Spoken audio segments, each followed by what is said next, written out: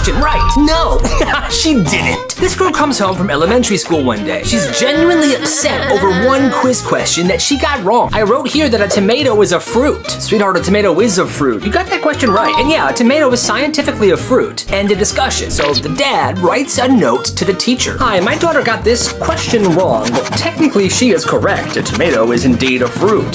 Thank you. The next day, his daughter comes home. Hey dad, she wrote you back. This is what the note said. She writes this. While a tomato is technically a fruit, because it is used like a vegetable, we are teaching students that it is a vegetable. That makes no sense. That makes no sense. The dad's just sitting there for a second like, you're literally purposefully teaching students the wrong thing. A couple weeks later, that school has an open house. All the parents are invited and that teacher is there. He walks up to her. Hi, I'm Mr. Johnson. Hi. So, what other completely false things are you teaching my daughter? She was stunned. Have a good night. Honestly, that makes no sense. This family is so weird. So this kid gets invited over to his friend's house, and it's a normal day at first. We were swimming and hanging out. It was whatever. But the setup to the house is already weird. To get to the backyard pool, you have to walk straight through the parents' bedroom. And on the walls of the bedroom, it was just pictures of my friend's mom. Hundreds of them. In different costumes, hundreds of framed pictures all over the walls. In a cowboy costume, in an Elmo costume, in a horse costume where she was the head of the horse and his dad was the butt. So he's already like, yeah, this house is weird. But it gets worse. Later that day, they all go inside and the friend's mom goes, okay, who wants some ice cream? I was like, heck yeah, I love ice cream. She scoops the vanilla into the bowl and hands it to him. But then she grabs a bottle from the fridge and says, do you want ranch on it? I didn't know how to answer, but I assumed it was a joke, so I just laughed and said, no, I'm okay. She just looks confused. And then her son, this kid's friend, says, I'll take some, Mom. Dude, it's so much better with ranch on it. Then the dad walks in, he grabs a bowl. Oh, this looks good. Who's got the ranch? I'm just sitting there watching them all eat vanilla ice cream with ranch on it, and they're looking at me like I'm the weird one. Hey, I never went back to that house ever again. Every kid has a moving out phase. On this day, this kid's mom was yelling at him, telling him to clean his room, eat his broccoli, normal stuff. But he got fed up. Fine, if my room is so messy, I'm moving out. And he expected his mom to cry and be like, no, don't move out, I'm so sorry. The mom just said, okay. The suitcase is in the attic. Suddenly, she called his bluff. Okay, I'm gonna go get it. He knows she called his bluff, but he wants to see how far he can take it, so he starts packing. Then suddenly, the mom is helping him pack. Oh, don't forget your toothbrush, honey. I'll even drive you to the end of the street if you want. I'll pack you a sandwich too, so you don't starve tonight. No, it's fine, I'll walk. Now, 5 minutes later, this kid's standing at the edge of the driveway with his suitcase full of random stuff his mom helped him pack.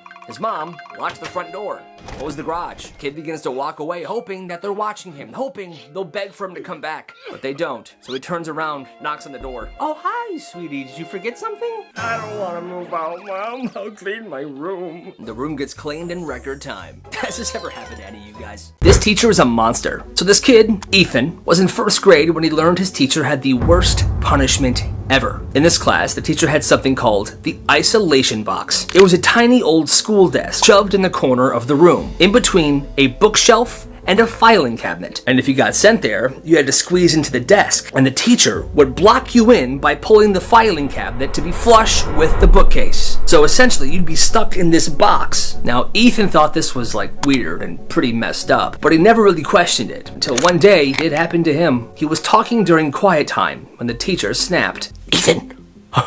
Oh, I'm so sorry. Go to the box now. Once Ethan sits down, she drags the filing cabinet to lock him in.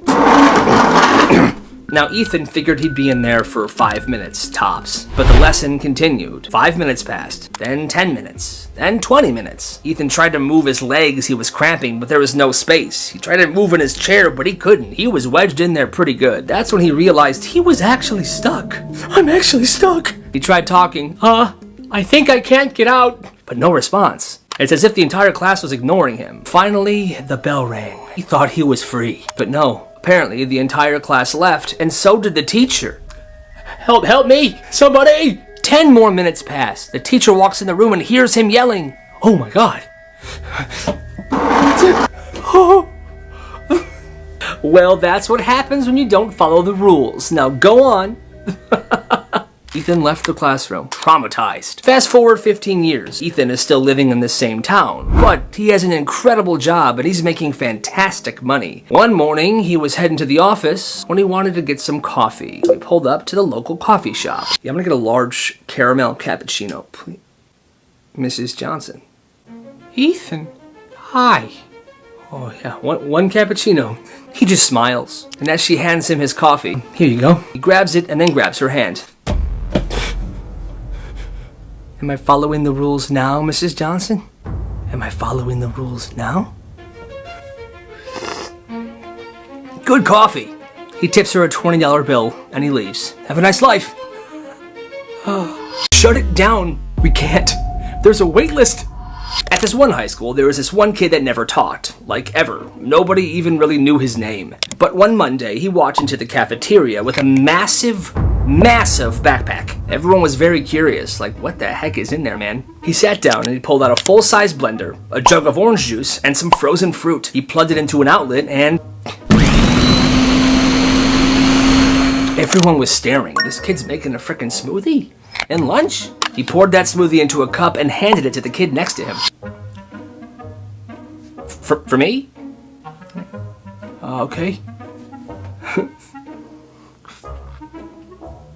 Yo, that's good. Just handed the kid a smoothie without saying anything. The next day he did the same thing. Brought the blender in, made smoothies, but this time he handed 3 cups out to people. And again, every student loved them. Day after that, 5 cups. It's like he was testing the clientele to see what they liked. Well, by Friday, he had a handwritten sign that he put in front of this lunch table. Smoothies, $2. Mango, pineapple, or strawberry banana. And the wild part was he was good. Frozen fruit was packed in dry ice. The straws were pre-torn so we could just pop them in there. And he had a punch card system. Buy 5, get 1 free. At first, the teachers didn't really notice. He was blending during the loud parts of lunch. He even had a kid from drama club doing the marketing. Attention everybody, everybody. There are smoothies at table 20. Go get yours now. This all started crumbling down when kids stopped waiting in line for lunch and they began waiting in line for these dang smoothies. What in the world is going on over there? Some kid's got a blender and he's making smoothies and people are paying for him, man. I don't know. Well, shut it down. I can't, man. There's a wait list. Mrs. Johnson's in line.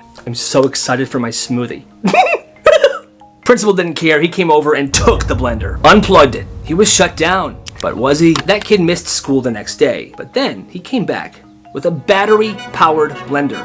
He didn't need to plug it in anymore. During lunch that day, the principal and the school police liaison came and got him. They brought him to the office and everybody thought he was done for. But then the next day, he came back with a new and improved sign. Smoothies, $2. Mango, pineapple, or a strawberry banana. Now approved by school. Turns out him and the principal made a deal. Okay, fine, you can sell them at lunch, but you have to also sell them at every single school event this year and we take a 5% cut. The money you make during lunch, that's yours though.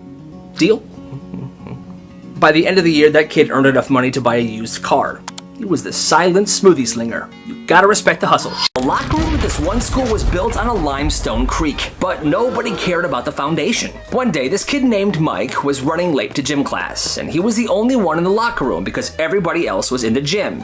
He was sitting on a bench, tying his shoe. What is that noise? He hears a strange noise coming from the floor, so he stood up. And he felt the ground kind of dip. He realized the floor definitely didn't look right. So when he goes to the gym, he tells the PE teacher, "Coach, I think the floor in the locker room is moving and it made a loud noise." But the coach did not care. "Oh, you scared of the floorboards now, Mike? The floor isn't moving, you're going crazy." Now everyone's laughing at him. You know what, actually? Get down and give me 20 push-ups right now. So now, middle of the gym, everyone's standing around Mike as he's doing push-ups. Mike's afraid of the floor, isn't that right, coach? Shut up, Billy. At the end of the push-ups, Mike stands up. The coach gives one last word. "So from now on, stop being so frickin' soft and get to gym on time." But right as he said that, a loud crash was heard throughout the entire school. They go to the locker room. "Oh, look, coach." The floor had collapsed. There was a 5-foot wide hole, and the lockers had fallen in it. It was a frickin' sinkhole. Mike was right. "I think Mike was right, coach." "You got something to say to me, coach?" Yeah. "Everyone evacuate the locker room." And he never apologized to Mike. But it all started because most teachers use seating charts to help keep the peace, but Mr. Miller used his in a different way.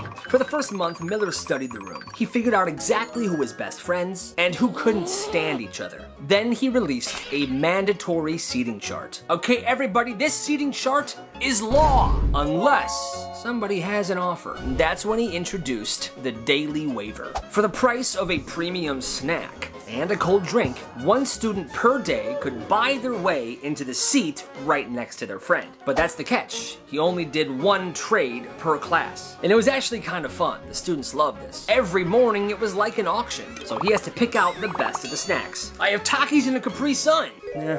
I have milk and tuna. No, I got Airhead sour strips and an Orange Crush. Deal. And that's what he did the entire year. The kids thought it was pretty awesome, so in turn, they respected him, and the behavior was pretty good. The principal thought he was a genius, and Mr. Miller always had the best snacks. This kid saved the school dance. It was middle school, and the spring dance was canceled because of budget cuts. The school said they couldn't afford it, and everybody was devastated. Well, this one kid notices something. In the basement of the school, there were 3 vending machines, all of them out of order, but all of them stacked with food and snacks. They've been there for months, maybe more than a year, but he knew about this because his uncle was the janitor, and he used to hang out in the basement with his uncle. This kid was also smart. He realized that these vending machines used standardized 7-pin locks. Pretty sure I can open these. So he looked online and he found out that you could just buy a replacement key. So he did. Comes in the mail pretty quick. He goes down there one day, unlocks the vending machines, and takes all the snacks out and puts them in a big duffel bag. Then he sets up during lunch for the next few days, selling everything. Chips for $1, candy bars for 50 cents. Kids are lining up because the school snacks were super overpriced. The thing is, he's not keeping any of that money. Every dollar goes straight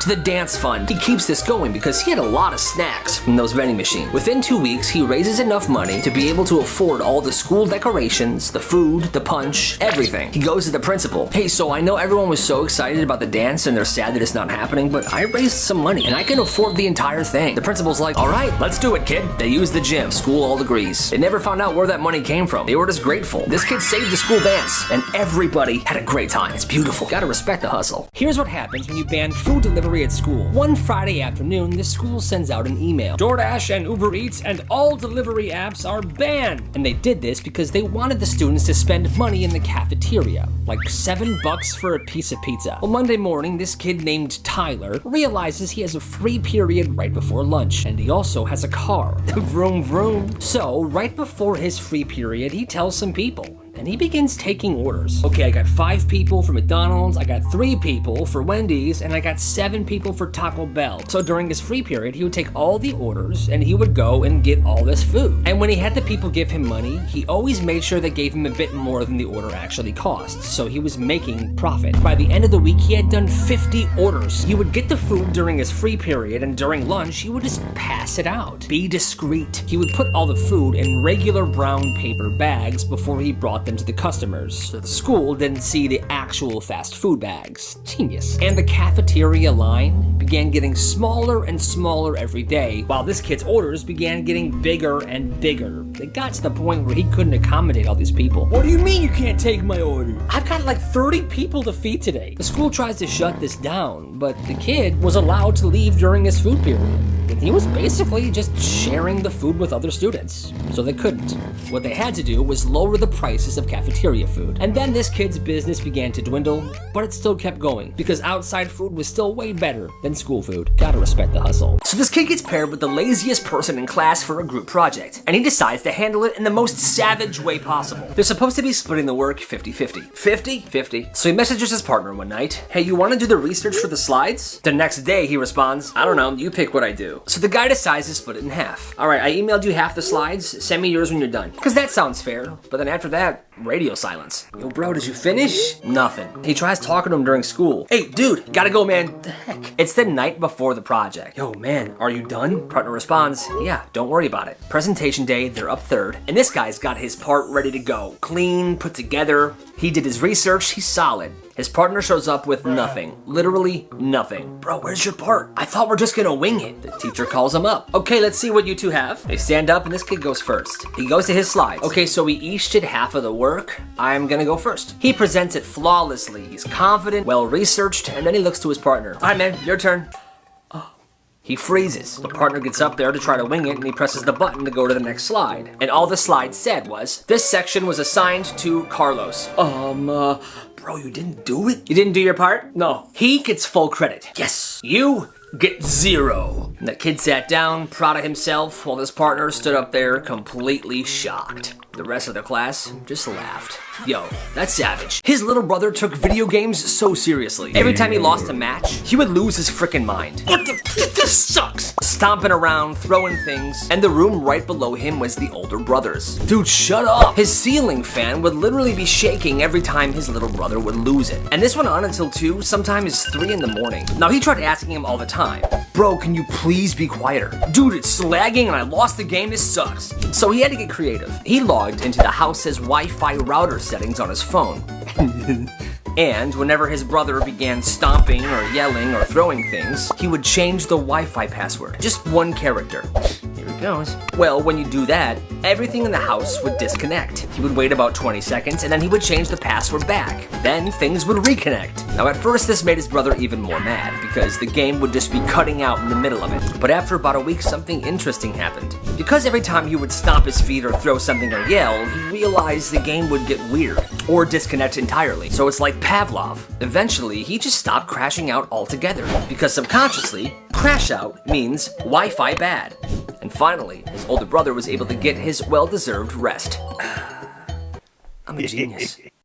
Freshman year, this kid dumped every single drop of soap on the floor of the boys' bathroom. Soap, soap, soap, soap, soap, soap, soap, soap, soap, soap everywhere. Yeah, it was a mess. There was soap everywhere. It was a slippery crime scene. You would think the janitor would come in, clean it up, they would punish whoever did this, and they would refill the soap. But that's not what they did. In fact, they took the soap out of every other boys' bathroom in the school, and they left all of the soap dispensers empty for 4 years. One kid makes a huge mess one time, and now every single boy at the school cannot wash their hands with soap. Yo, this isn't fair at all. It's actually disgusting. And whenever someone complained, the teachers were like, well, you can thank whoever made the mess the first time. And kids started bringing their own soap in their backpacks, but most people didn't. And that's when one kid decided to start a soap business. He bought a bunch of tiny soaps from the dollar store and he sold them for $1. So he wasn't making any profit, but he was able to provide soap to anybody that had $1. And to this day, pretty sure there still isn't any soap at that school. That's nuts. He robbed the teacher's lounge for months. In broad daylight during biology, he would leave class and walk straight into the teacher's lounge with so much confidence. He'd open the freezer, see what's in there, take an ice cream sandwich, open the fridge, take somebody else's lunch. If there were chips on the table, he'd grab like 7 bags. And he would literally nod at the teachers while he was taking their stuff. He was acting so confident, they didn't even question it. They assumed that he was there for a reason.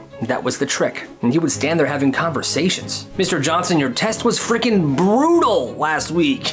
I know I felt bad, but you did pretty good on it. You got a B, right? Yeah, it could have been an A though.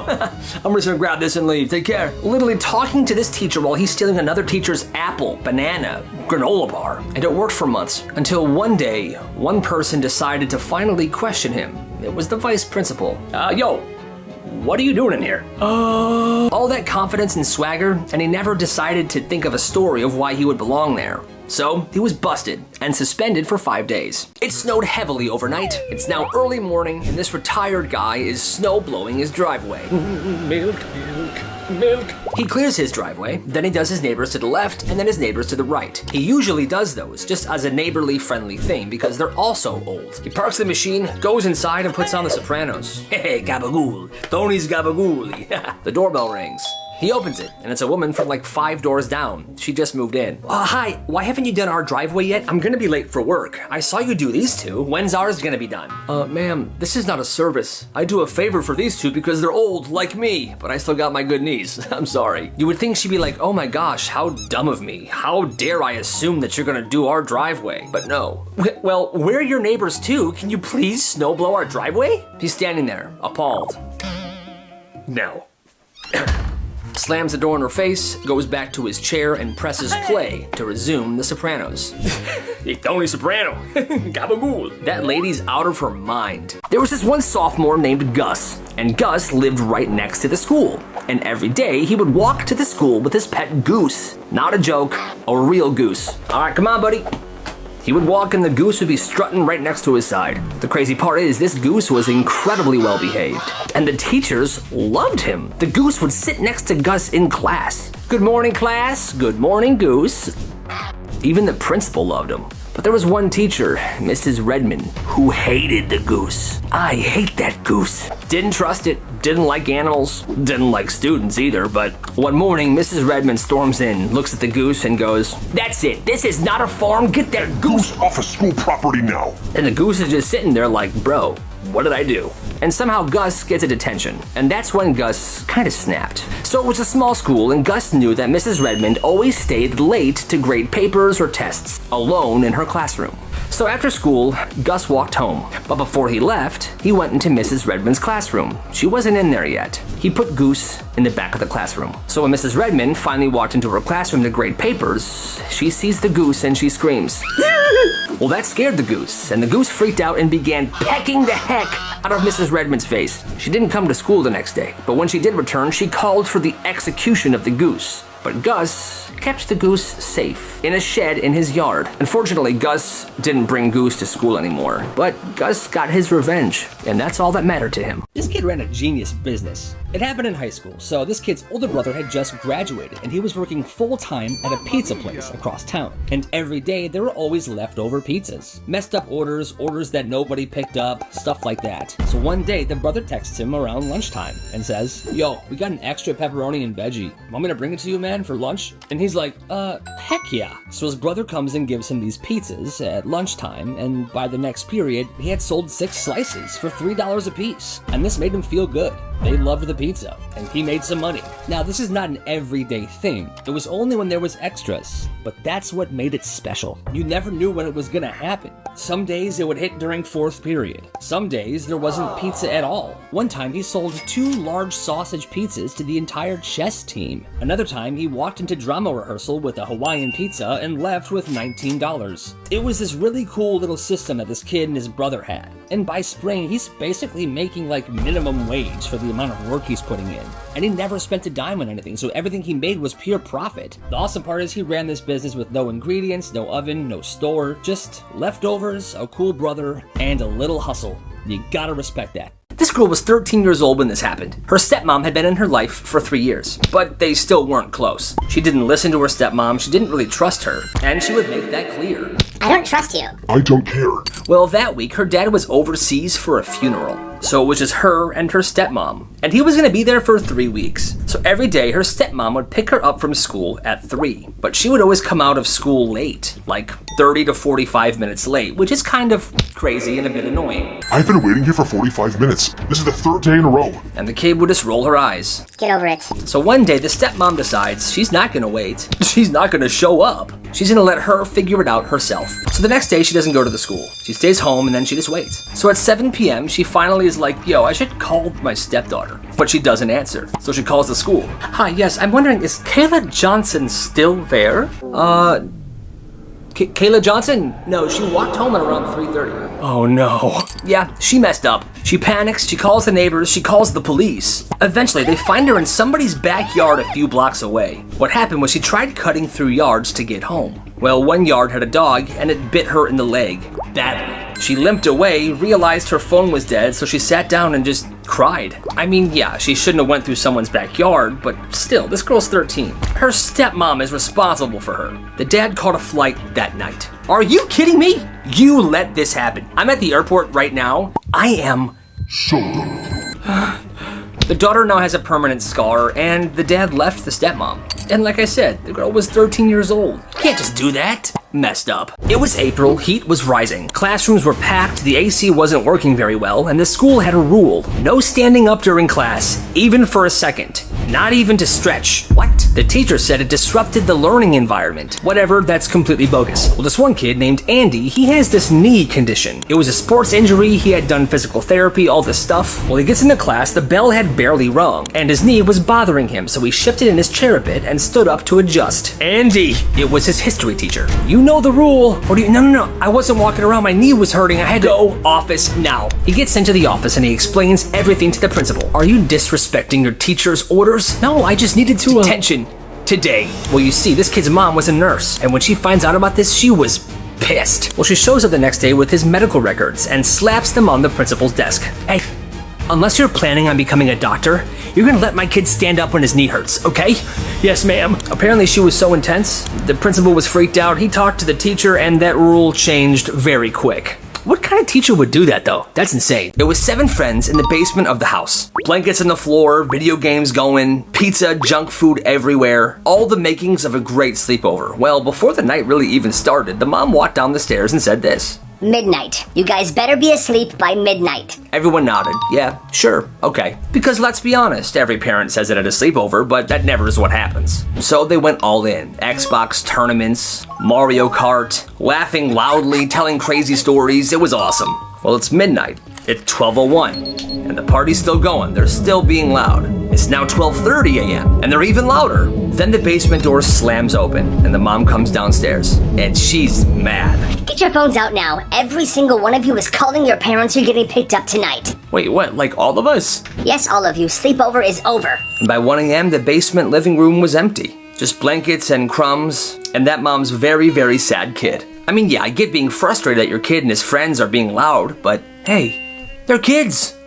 This is messed up. They lost him during a thunderstorm. The backyard gate swung open and their dog was gone. For weeks, they searched. They put up posters everywhere. They called different shelters. Nothing. Then one afternoon, they're driving home. Their daughter sees something. Mom, that's Milo. Same golden fur, same curled tail, except a new collar. They pull over and they walk up to the door. Milo! His name's actually Charlie. He's cute though, huh? Feel free to pet him. Mom, do something.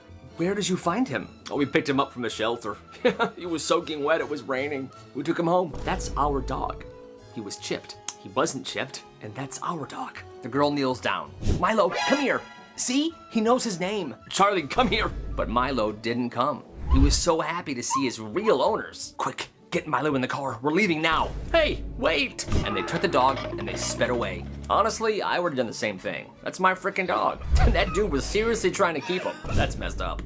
Mrs. Johnson is intense. Every day after school, Mrs. Johnson's car would be waiting in the pickup line. Silver minivan, country music, air freshener shaped like a cowboy boot. She drove the same 3 kids home every afternoon, but she had one rule. Before you got in the car, you had to say, "Thanks for the ride, Mrs. Johnson." Then before you got out, "Thanks for the ride, Mrs. Johnson." Same thing every single day. And if you forgot, you were screwed. On Tuesday, one of the kids, Evan, was running late. His backpack half zipped, sprinting to catch the minivan before it left. He yanks the door open and slides into the seat. But he forgot something. What did you forget? Nothing. Everything's here. I'm good to go. Try again. Thanks for the ride, Mrs. Johnson. Too late. Out of the car. No, please. My parents are both at work. I have no one to take me home. Out of the car. No. He steps out and she drives off. By the time this kid's mom picks him up, it's an hour and a half later, and the sun's beginning to set. That next morning, Mrs. Johnson picks Evan up at his house. And this time, he doesn't forget. Thanks for the ride, Mrs. Johnson. See? That wasn't so hard, was it? Now this is unfortunate. One day during school, it's in between classes and this kid is booking it down the hallway. He's running to the bathroom. Why? Because he needs to throw up. So he's running, he's holding his stomach, he's sweating. It looks pretty bad. But the history teacher sees this. He's strict, he's very dramatic. Hey, you there! We do not run in the corridor. The kid doesn't say anything, he just keeps running. Oh no, you don't! The teacher blocks off the hallway with his arms, but as he says this next thing in the middle of a sentence, this kid pukes and it goes into the teacher's mouth. You will walk respect. What? The teacher then pukes. The kid continues to go to the bathroom and the entire hallway's watching like, yo, what the freaking heck just happened? Obviously, the kid never got in trouble for running because, well, he was feeling sick, but the history teacher's reputation was tainted permanently. That's insane. This is messed up, so a group of friends were invited to their classmate's house. Guys, dinner at my house tonight, be there. And this kid's parents were there. They're polite, they're well-spoken, just good people. For dinner, they eat homemade pasta. They're laughing about classes, midterms, teachers. A normal, fun night. When dinner's over, everybody offers to help. Yo, let me help clean the table off, guys. Yeah, I can do dishes too. But the friend's like, no, don't. My parents will do it. Don't worry about it. They just laugh. But then they're like, wait, is he serious? His parents start doing the dishes, cleaning off the entire table, while their kid is just flipping through his phone. Later on, they move to the living room. They're all just chatting. The dad comes in and begins talking to one of the other kids. So you work in foreign policy. Yeah, and then on my free time, I do a lot of traveling. I have an art studio in my garage. Dude, you are so cool. This kid's having a great conversation with his friend's dad. Then, out of nowhere, this friend says, "Come on, Dad, shut up. Nobody cares about your boring job crap.